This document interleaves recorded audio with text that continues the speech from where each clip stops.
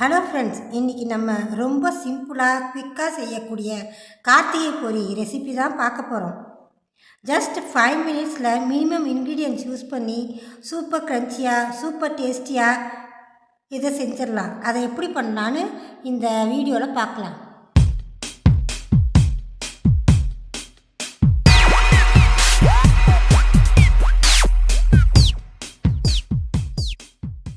ஒரு கடாயை வச்சுட்டு 2 டீஸ்பூன் எள்ளை வறுத்துக்கலாம். வெறும் சட்டியில் எள்ளை கறி விடாமல் கொஞ்சம் நிறுத்திடணும்.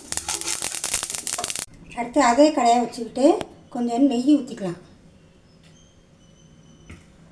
நெய் ஊற்றி அதில் 2 டேபிள் ஸ்பூன் பொட்டுக்கடலை எடுத்து வச்சுக்கலாம். அதை வறுத்துக்கலாம்.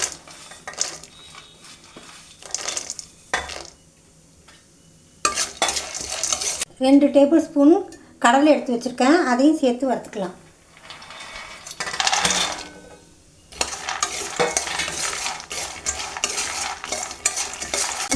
இதை எடுத்து ஓரமாக வச்சுக்கலாம். அதே கடாயில் இன்னொரு 1 டீஸ்பூன் நெய் ஊற்றிட்டு அதில் தேங்காய் 2 டேபிள் ஸ்பூன் தேங்காயை கீறி வச்சுருக்கேன். கட் பண்ணி நீளமாக கீறி கொஞ்சம் கொஞ்சமாக கட் பண்ணி வச்சுருக்கேன். அதையும் சேர்த்து செவக்க வறுத்துக்கலாம். செவந்துருச்சு, அதை இறக்கிக்கலாம். இந்த டம்ளரால் 8 டம்ளர் பொரி எடுத்திருக்கேன். 8 டம்ளர் பொரிக்கு 2 டம்ளர் வெல்லம் நுணுக்கி வச்சுருக்கேன். 4க்கு 1 அந்த அளவு தான் வெல்லம் எடுத்துக்கணும்.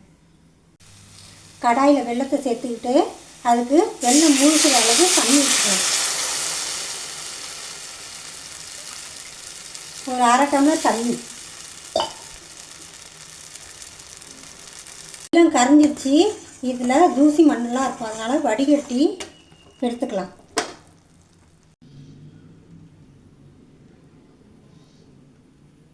வடிகட்டி வேறு ஒரு பாத்திரத்தில் மாற்றி வச்சுருக்கேன்.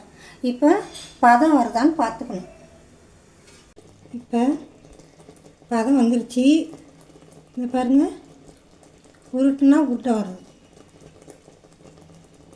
அப்படியே நிற்கணும். இந்த இது கரையாமல், அதுதான் பதம். பதம் வந்ததுக்கப்புறம் நம்ம வறுத்து வச்சதை எல்லாத்தையும் சேர்த்துக்கணும். கடகடன்னு இல்லாட்டி முறிஞ்சிடும்.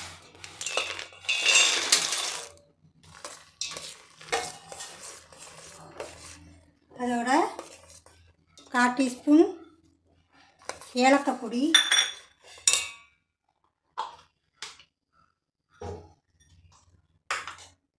1/4 டீஸ்பூன் சுக்கு பொடி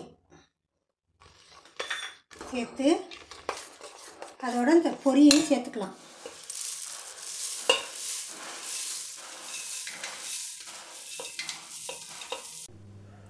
எல்லாத்தையும் ஒன்று சேர கலந்து விட்டதுக்கப்புறம் கார்த்திகை பொடி ரெடி. இது மாதிரி டேஸ்டி ஃபுட்ஸ் செய்கிறதுக்கு நம்ம சேனலை சப்ஸ்கிரைப் பண்ணுங்கள். செஞ்சு பார்த்துட்டு எப்படி இருக்குன்னு கமெண்ட் பண்ணுங்கள்.